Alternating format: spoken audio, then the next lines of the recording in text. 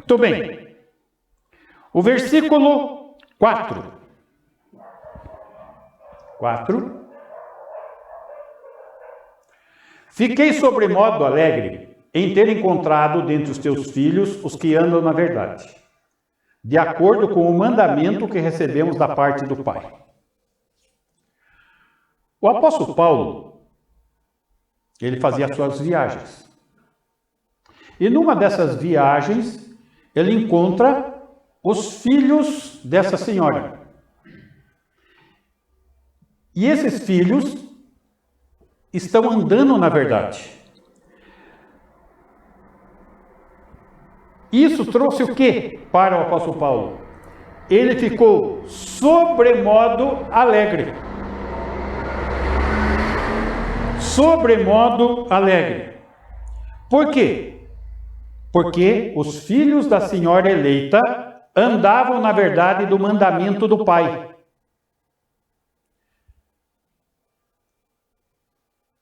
Se nós observarmos, João, ele citou o Pai e citou o Filho.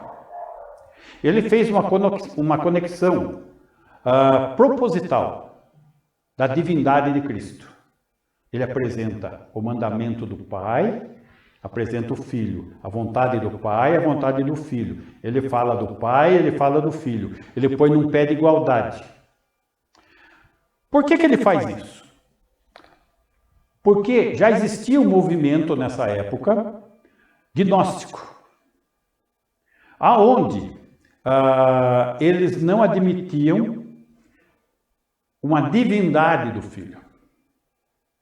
O Filho eles consideravam como se fosse um espírito.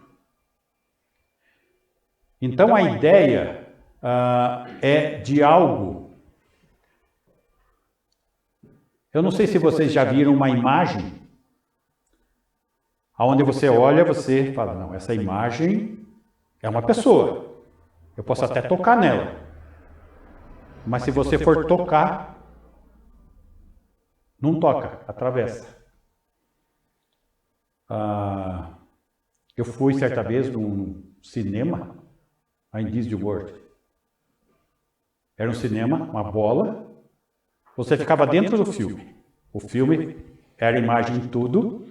E tinha a imagem de um disco voador descendo e saía um ser extraterrestre. Você via, mas se você fosse tocar era uma imagem. Tá? O gnosticismo era isso. Eles criam que Jesus era um espírito. Daí a razão de começar primeiro a João falando do verbo encarnado. Homem. E esse movimento estava adentrando as igrejas e falsos profetas estavam se levantando. Então aqui nós estamos num momento interessante que quando Paulo escreve a carta aos Colossenses, ele escreve a respeito desse movimento gnóstico cerca de 100 a 150 anos antes de acontecer. O auge dele. Ele já previu todos esses acontecimentos. E aqui, então, nós estamos diante de um momento onde João está sobremodo alegre. Como pastor, eu sei pessoalmente o que representa isso. Que o apóstolo Paulo o apóstolo João está sentindo. O fato de um pastor ter a congregação que se submete à palavra e faz a vontade de Deus. O contrário também é verdadeiro.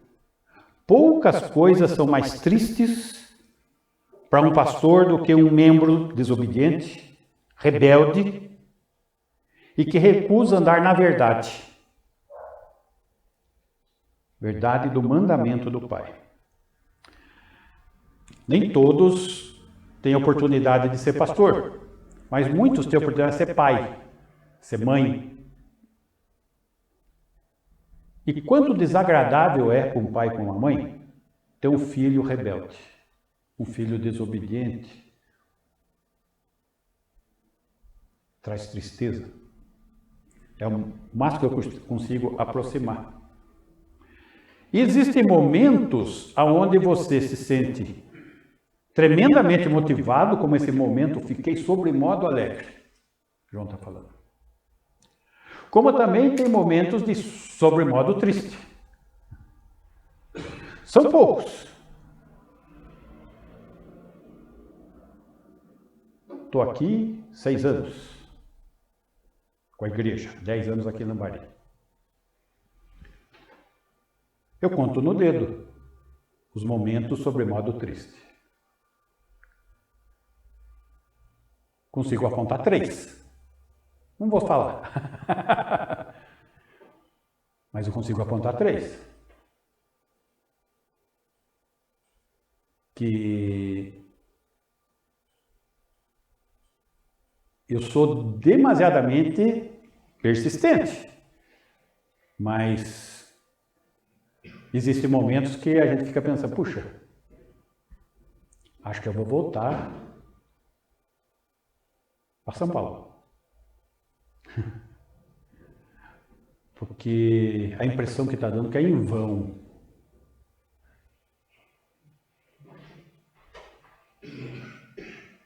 Então, esse é o sentimento que está acontecendo ali com João.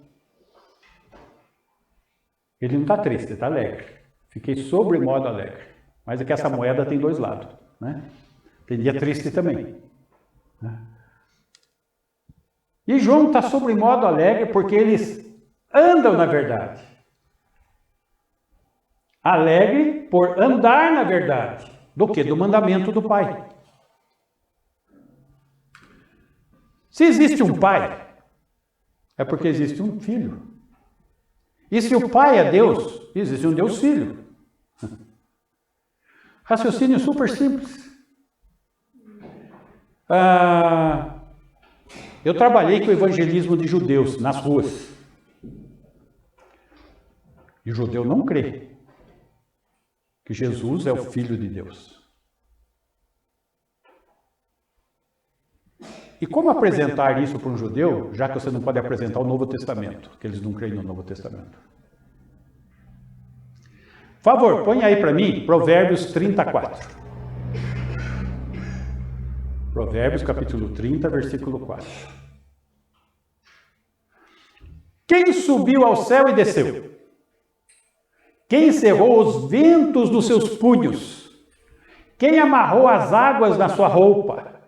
Quem estabeleceu todas as extremidades da terra? Deus. Qual é o seu nome e qual é o nome de seu filho? Se é que o sabes. Antigo Testamento. O Antigo Testamento apresenta o Deus Filho. Percebam que a palavra de Deus, ela se harmoniza, Antigo e Novo Testamento, se complementa. Nós vemos o auge, o clímax de tudo no Novo Testamento. E aqui nós estamos vendo, então, a igreja nascente. Nós estamos vendo as primeiras dificuldades de uma igreja, a compreensão dos cristãos no seu início, e nós estamos vendo que ainda tem um apóstolo vivo, João.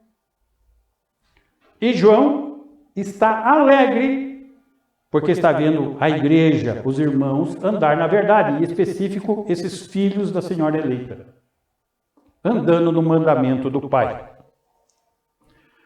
Spurgeon, também conhecido como o príncipe dos pregadores, quando ele ainda era garoto, e o pai dele era pastor, tinha um irmão da igreja deles, que participava do culto, era membro da igreja, e ele não conseguia ainda se desvencilhar do mundo. Ele frequentava bar, bebia e fumava. Spurgeon, ainda criança, garotinho, ele fala na casa dele: eu vou matar esse cidadão. E vai lá no bar atrás dele. E lá no bar, na frente de todos, ele pergunta: o que você está fazendo sentado aqui com ímpios, entristecendo o seu pastor? Eu me envergonho de você. Imagina um adulto ouvindo isso de uma criança.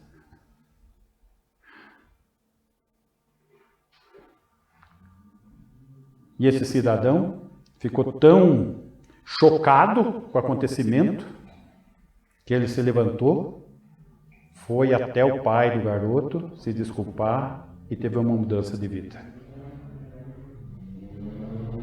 Então o garoto cumpriu o que prometeu. Matou o velho homem. Teve uma mudança. Teve uma mudança. Voltando lá no nosso texto.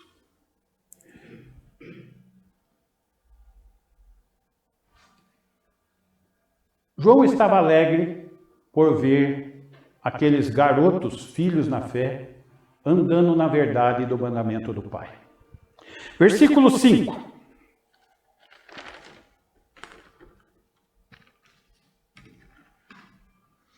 E agora, Senhora, peço-te como se escrevesse mandamento novo, senão o que tivemos desde o princípio, que amemos uns aos outros.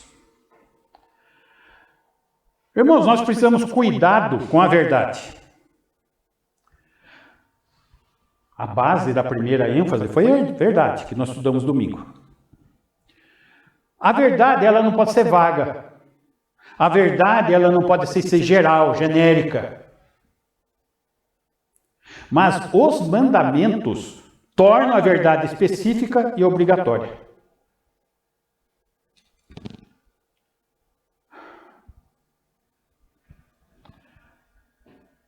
Há 50 anos atrás, se eu fosse com meu filho pequeno, garoto, no bar, e desse um copo de bebida para ele, era crime? Não. Mas era imoral, pecado. Falta de responsabilidade. Depois que veio a lei, que é proibido dar bebida alcoólica para menor de idade, se tornou uma transgressão. Então, quando tem um mandamento, ele pode gerar uma transgressão. E quando nós falamos de mandamentos, é muito importante que ele seja específico. Qual mandamento? E é importante que esse mandamento seja obrigatório. Então, quando a gente fala dos mandamentos de Deus, não podemos ser levianos. Não podemos viver um cristianismo sem cumprir mandamentos.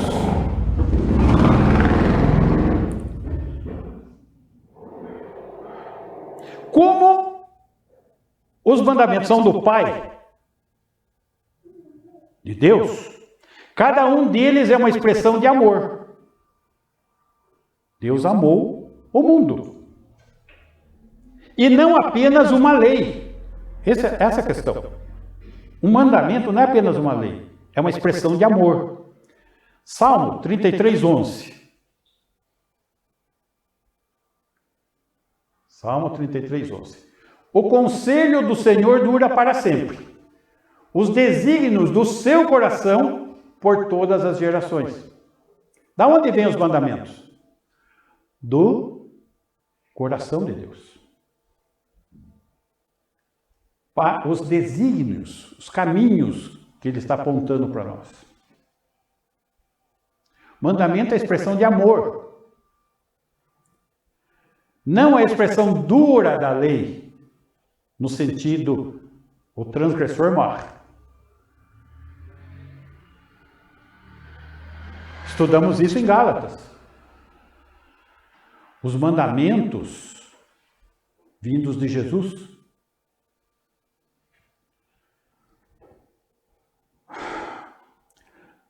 Mas o que faziam os falsos profetas naquela época?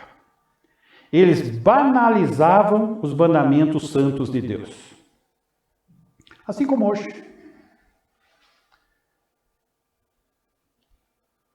Assim como hoje nós temos igrejas que banalizam, deixam as coisas santas profanas.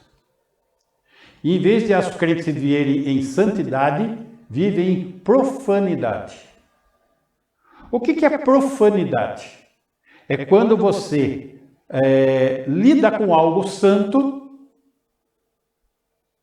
com peso normal, secular, tudo bem. É profanar. E a profanidade, ela pode se tornar ação. O exemplo bíblico que nós temos de profanidade é Esaú. Ele tinha o direito de primogenitura, mas ele foi profano. Ele vendeu a primogenitura dele por um prato de lentilha. Esaú era bom filho, era trabalhador, era caçador, bom cozinheiro, fazia comida para o pai, o pai gostava da comida dele. Excelente filho, profano. Não colocava em prioridade as coisas de Deus. Isso é profanidade. E a profanidade pode estar na minha ação ou pode estar na ação coletiva, na nossa maneira de ser, da nossa igreja, do nosso viver, sem a devida responsabilidade com o que é santo. Isso é profanidade. 2 Pedro vai falar desse tipo de ensinamento que ocorria. Capítulo 2, versículo 17. Onde os falsos profetas banalizavam os mandamentos santos de Deus. Estes tais falsos profetas são como fontes sem água, como névoas impelidas por temporal. Para eles está reservada a negridão das trevas. Falso profeta, que banaliza as coisas de Deus. 18. Porquanto, proferindo palavras jactanciosas de vaidade. O que é jactancioso? É quando você conta vantagem. Então, o culto fala sobre muita coisa, menos sobre a essência da palavra de Deus. Fica focado meio que no testemunho do pregador, no exemplo do pregador, na referência que é o pregador, e as coisas ficam em cima do pregador. E a palavra. Isso é ser jactancioso. Jactanciosas de vaidade, para autoexaltação. Engodam com paixões carnais. Não fala do que é espiritual. Por suas libertinagens, profanidade. Aqueles que estavam prestes a fugir dos que andam no erro. Então ele está influenciando a igreja. Aqueles que estavam se aproximando pela palavra do Senhor, estavam prestes a se converter, eles desviam. 19.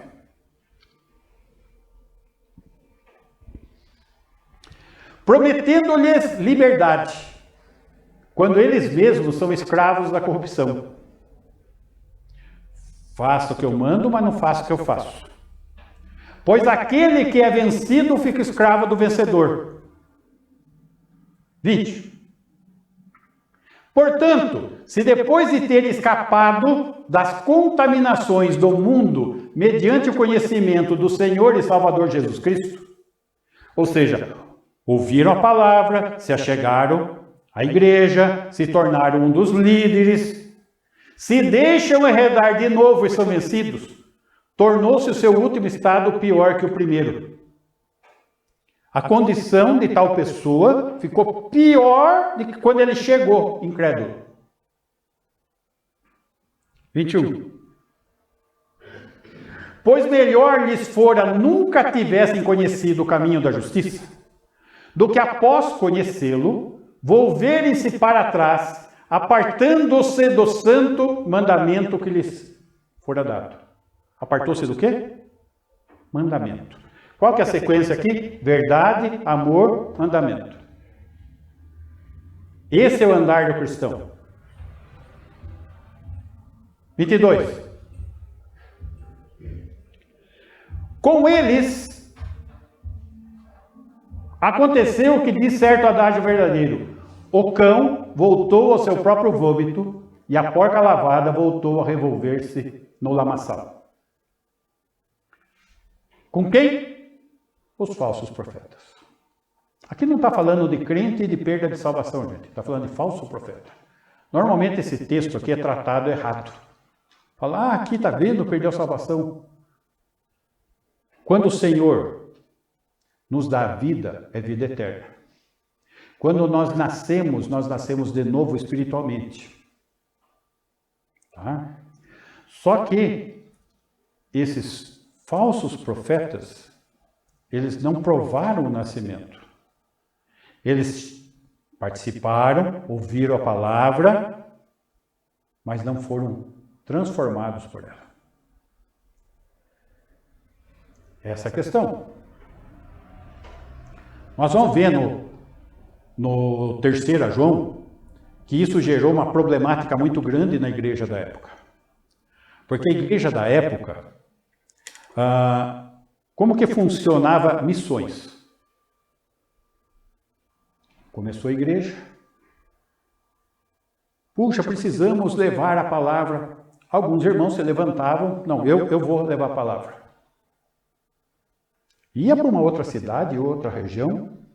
E o que acontecia? Ele não era enviado no sentido, foi, tem sustento. Não. Ele foi para cumprir o mandamento, dependendo dos irmãos recebê-lo na outra cidade. Então ele precisava de pouso, ele precisava de alimento, para ficar uns dias ali para levar a palavra. Aí começaram a surgir falsos profetas vendo vantagem nisso. Trabalhar por quê? Eu vou ser um missionário. Vou ter comida, vou ter teto, vou ter apoio. Aí começou a dar problema. Logo lá no comecinho, gente. E falsos profetas começaram a se infiltrar. E aí começou a dar grande problema na igreja. Vamos estudar isso ainda. Muito bem. Voltando no versículo 5.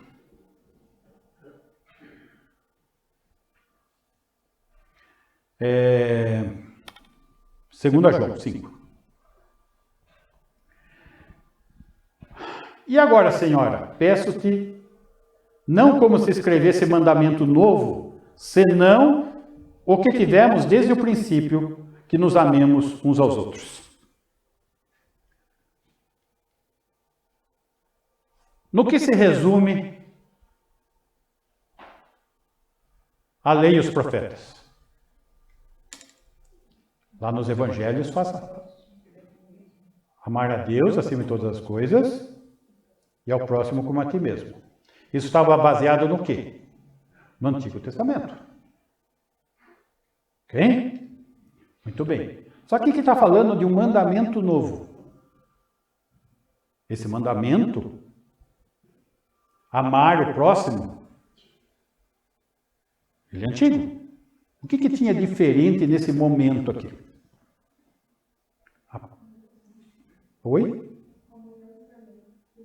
Jesus, porque Jesus esteve presente. Lembra que o Antigo Testamento, ele mostra, aponta para a vinda de Jesus.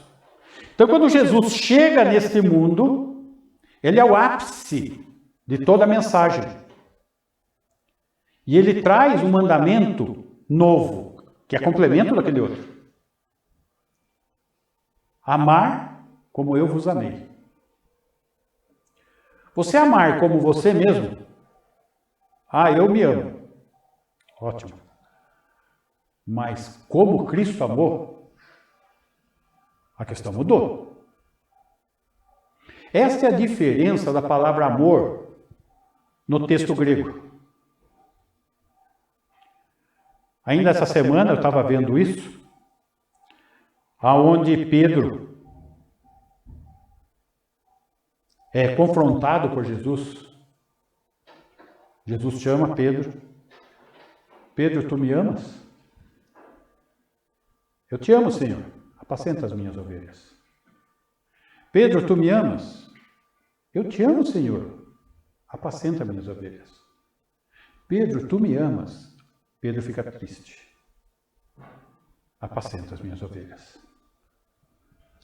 No português é isso. No texto grego não é isso. Pedro, ágape, que é esse amor que Jesus nos amou. Pedro, Senhor, tu sabes que te amo. Filéu, que é amor amigo. O amor amigo é o seguinte: eu sou seu amigo enquanto você é meu amigo. Mas não é desse amor que está falando. Não é este amor. Esse amor é fruto do Espírito. Não é esse amor que outra pessoa pode ter por você e você por ela. De amigo, filéu. E Jesus, na segunda vez que pergunta, ele repete a pergunta. Pedro, ágape. E Pedro responde de novo, filéu. Na terceira vez, Jesus muda a conjugação verbal. Pedro, filéu. Por isso que ele ficou triste. Daí ele percebeu que tipo de amor ele estava amando Jesus. E Jesus fala, apacenta as minhas ovelhas.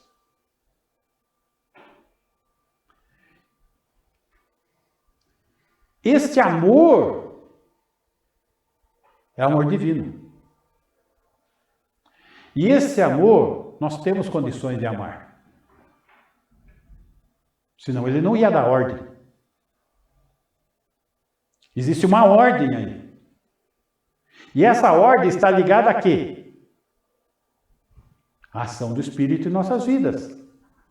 A morada do Espírito em nós. Daí a questão do fruto do Espírito. O fruto do Espírito é amor, ágape, alegria, paz, longanimidade, benignidade, bondade, fidelidade, mansidão, domínio próprio. Contra essas coisas não há lei, mas o fruto do Espírito é o amor. Então o Senhor pede de nós algo que Ele nos capacita a ser e a fazer. Amar. E a fé vem pelo ouvir e ouvir da palavra de Deus, que vai produzir fé, amor, para eu viver, para cumprir o quê? Os mandamentos de Deus. E para que eu continue pleno do Espírito Santo, edificado, fortalecido, eu preciso da palavra de Deus, que vai produzir ação do Espírito, que vai produzir obediência. Este é o ciclo do andar que o texto está falando.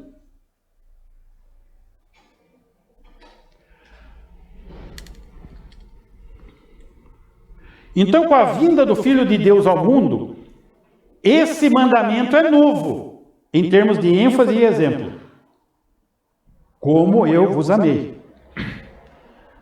Sendo também o quê? Uma nova experiência. Que experiência é essa? Habitação do Espírito Santo e capacitação do Espírito Santo. Portanto, esta ordem que é o amor, não é um sentimento, no qual depende a obediência. Para eu amar eu preciso sentir? Não, isso é coisa de novela, isso é coisa de Hollywood e dos filmes. Não é esse tipo de amor que está no texto. O amor que está no texto é amor ágape, da ação do Espírito na minha vida, da ação de Deus no meu viver.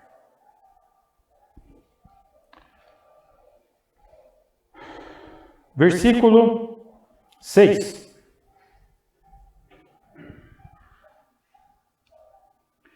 E o amor é este, que andemos segundo os seus mandamentos. Andemos segundo os seus mandamentos. O amor é este. Este mandamento, como vistes desde o princípio, é que andeis nesse amor.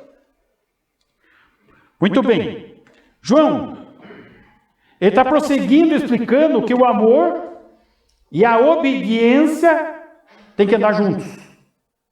Não tem como andar separado.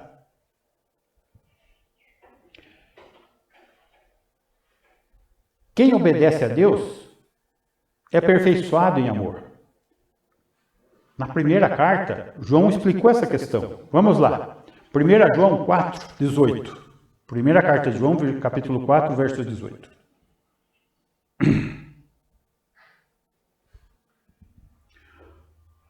No amor não existe medo. Antes, o perfeito amor lança fora o medo. O medo é falta de confiança. Fé é confiança. Ora, o medo produz tormento. Logo, aquele que teme não é aperfeiçoado no amor.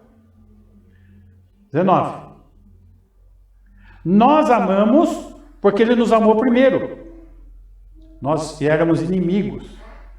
Porque Deus prova o seu próprio amor para conosco pelo fato de ter Cristo morrido por nós, sendo nós ainda pecadores. Ele nos amou primeiro. 20. Se alguém disser, ama a Deus, e odiar o seu irmão, note, não é sentimento, no sentido prático. Ele está tendo sentimento negativo. É o quê? Mentiroso. Não está cumprindo o ciclo, não está vivendo da maneira correta. Pois aquele que não ama seu irmão, a quem vê, não pode amar a Deus a quem não vê. É simples e prático assim. E essa questão que o texto está levantando, versículo 21. Ora, temos da parte dele este mandamento, ó, mandamento aqui, que aquele que ama a Deus, ame também a seu irmão. Crer na palavra, produzir o fruto do Espírito e obedecer. Essa é a maneira de viver do crente. Andar vitorioso do cristão. Então, quem obedece a Deus é aperfeiçoado em amor. Capítulo 2, versículo 3. Ora, sabemos que o temos conhecido por isto, se guardamos os seus mandamentos. Vocês lembram da discussão dos apóstolos? Eles estavam discutindo entre eles. Quem é que ama mais o Senhor Jesus? Daí eles estavam discutindo. Ah, eu amo mais. Não, sou eu que amo mais. Daí eles foram até Jesus. Senhor, quem é que te ama mais? Aquele que tem e que guarda os meus mandamentos. Esse é o que me ama. 4. Aquele que diz, eu o conheço, e não guarda os seus mandamentos, é mentiroso. E nele não está a verdade. Olha só, a ênfase primeira foi o quê? Verdade. A base primária é o quê? A verdade, a palavra, a escritura. 5. Aquele, entretanto, que guarda a sua palavra, a verdade, nele verdadeiramente tem sido aperfeiçoado o amor de Deus, a verdade e o amor. Nisto sabemos que estamos nele, em Cristo.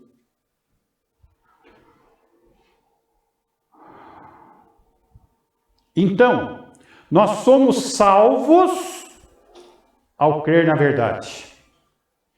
Essa salvação se evidencia no amor, que cresce no conhecimento da verdade.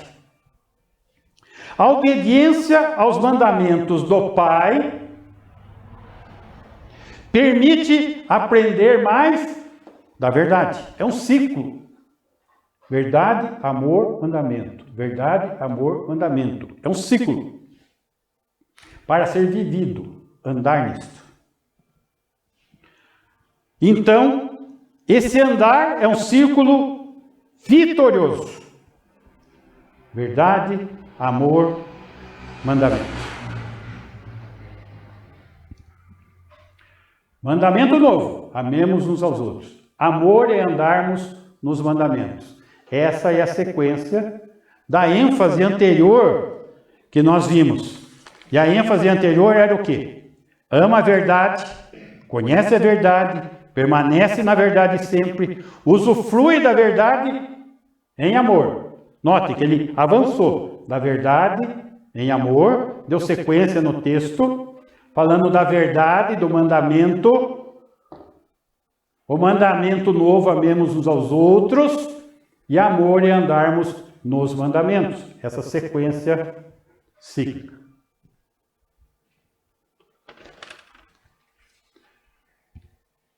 Que tipo de cristianismo temos vivido? Como que estamos andando? Como que está sendo isso?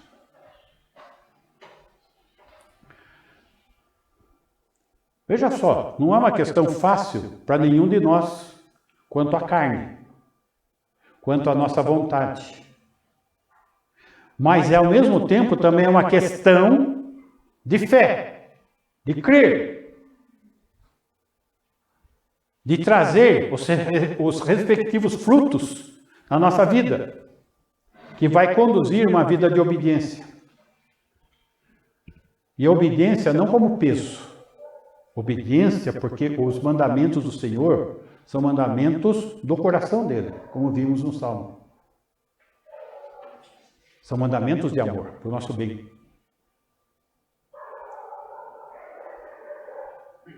Uma das coisas que nós temos que sempre estar atentos, meus irmãos,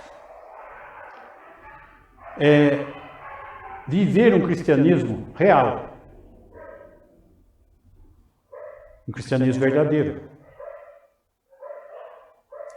Porque senão, somos meros religiosos. E Jesus falou para os grandes religiosos da época dele: sepulcros caiados, raça de víboras, filhos do diabo. Foi essa a definição que ele deu para os religiosos da época de Cristo.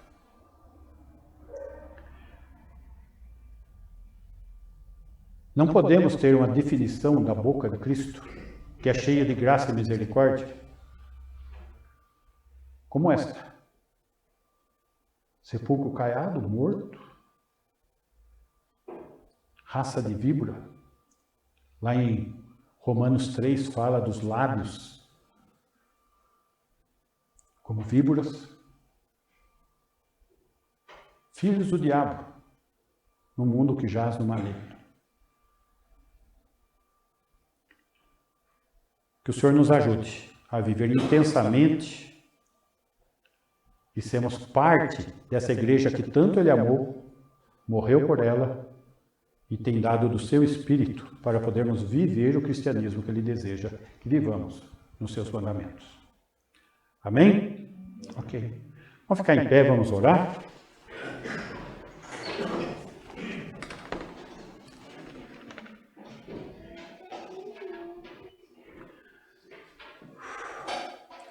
Senhor, queremos agradecer pela Tua palavra, que externa, Senhor, a Tua vontade, os Seus mandamentos para as nossas vidas, que produz frutos, Senhor, esse fruto do amor, que vem do Teu Espírito que está em nós, o Consolador, que possamos ter certeza disso no nosso viver.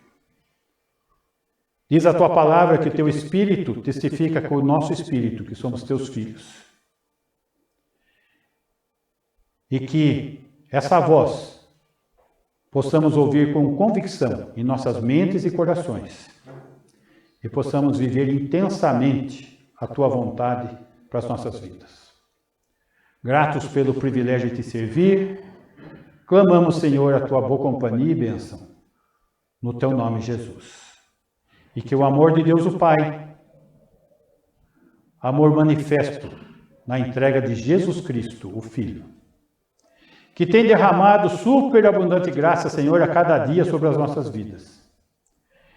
e tem se feito presente em nós para nos consolar, nos ensinar e nos guardar até o dia de estarmos contigo. Que assim seja com a tua igreja hoje e sempre. Amém. Ok, meus irmãos, só um minutinho, sentando um pouquinho. Célula amanhã em Jesuânia.